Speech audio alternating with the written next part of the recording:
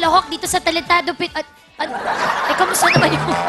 Teka, ito na yata yung kasunod. Kung makaharang naman to si Kuya RC, ikaw na ba yan? Opo.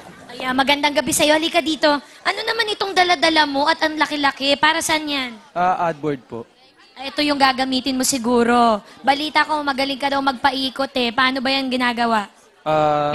Inaral ko po siya. Then, sineryoso ko po, tapos kinarin ko na hanggang sa... Ayun, masali-sali na po. So, ibig sabihin, kahit nagkasakit ka, natanggal ka sa trabaho, hinanapan mo ng positibong landas yung nangyari sa'yo. Yung gano'n lang po yung ginawa ko para po, di na po mabaliwala yung tinapos ko.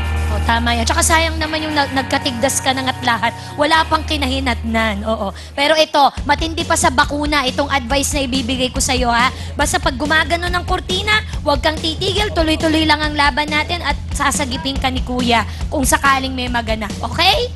Opo, kaya po. O, handa ka na bang ipakita ang tunay na galing ng Pinoy, RC? Handa na po. O, kung handa ka na, paikutin mo na sila. Go! Makilala sa buong mundo. Yan ang hangad ng ating susunod na talentado na handang-handa nang ipakita ang kanyang galing sa pag-ikot-ikot. Ang pride ng Bulacan. Narito na po ang talentadong Pinoy na si RC Vasquez, also known as RC the Ad Spinner! Now greetings to the world. Vice of the one big Gangzilla alongside Skrillex. Symphony! Away!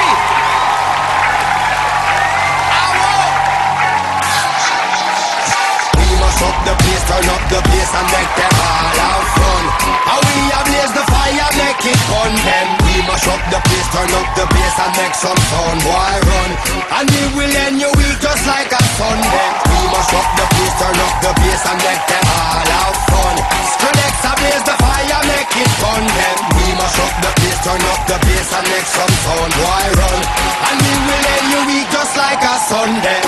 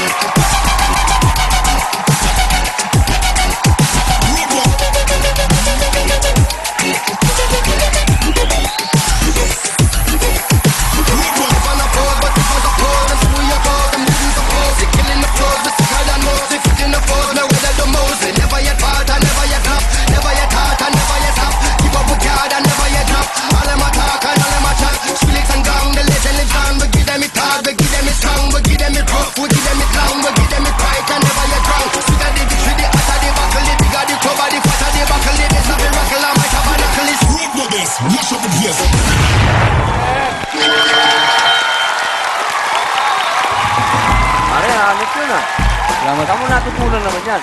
Sa bali kaibigan ko lang po. Ikaw pala. Saan, tol? Saan mo natutunan? Sige, hawa kami tuloy mo, tol. Sa kaibigan ko po. Kaibigan mo. Opo. Ilang taon mo nang ginagawa yan?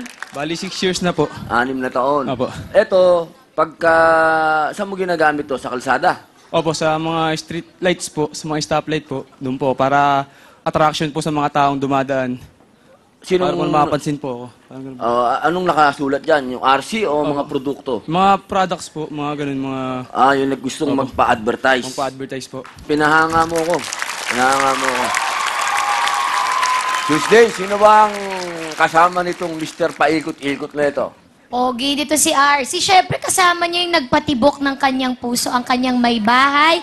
Si Annalyn. Magandang gabi sa iyo. Naku, naiiyak na idol. Ba't ka naiiyak, Annalyn? Ano na yan? Annalyn. Bakit? Masaya lang po. Masaya ka dahil? Nakapasok po siya dito. Tapos? Masaya lang po. Masaya ka, nanliligayahan ka at natupad niya ang pangarap niya makatungtong sa entablado. Balita ko kakaiba yung love story ninyo kasi yung iba nagkakakilala sa mall, sa party kayo, sa lamay sila nagkita. Ano ba nangyari? Bali yung asawa po nung pinsan ko nung namatay. Doon po kami nagkita. Anong mensahe mo kay RC?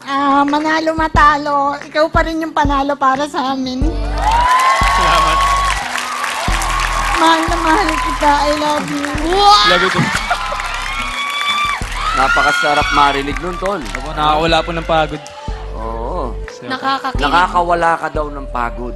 Wow! Dahil mo pa ang tubig. Oo. Wala ka lang gusto sabihin pa, Tol? Mahal na mahal din kita. Wow! Munding. Chan. Huwag kang ganyan, kinikilig ako.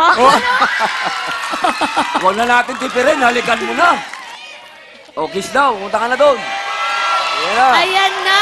Okay ganda Oh! ang bawat umagang Mga ganun-ganun pa ng mukha, oh! kita nang masilayan parang nasa ulap na Okay. bawat suyap Ngayon po, nagkakiligan na dito. Maraming salamat, Tuesday. Maraming salamat, Idol!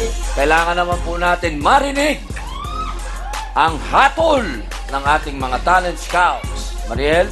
Magaling talaga magpaikot-ikot yang si RC, ha? Mapaikot niya rin kaya ang score ng ating mga talent scouts. Alwin! Yan ba yung pinakamalaking ginawa na napaikot mo na ad? Opo, ito po yung pinaka-standard po niyang size. Standard yan. Standard na po siya. Pero hindi mo pa na-try magpaikot. Kunwari yung mga billboard sa EDSA, Ay. yung mga ganun daw. Sa Grand Finals po baka po. Ayun, yan ang maganda. Oh. Opo. Pero bro, alam mo, gusto ko yung talent mo. Salamat Pinagsama mo yung parang pag-ikot ng ad mo, tas yung sayaw. Opo. Maganda, habang pinapaikot mo yun, umiikot-ikot ka din. Yung mga ganun, di ba bro? Opo, pwede rin So, yun. Galingan pa bro. Salamat And po. God bless. Okay po. Okay, galingan mo pa daw. Ikaw naman, Richard. Talagang kakaiba rin ang talento mo.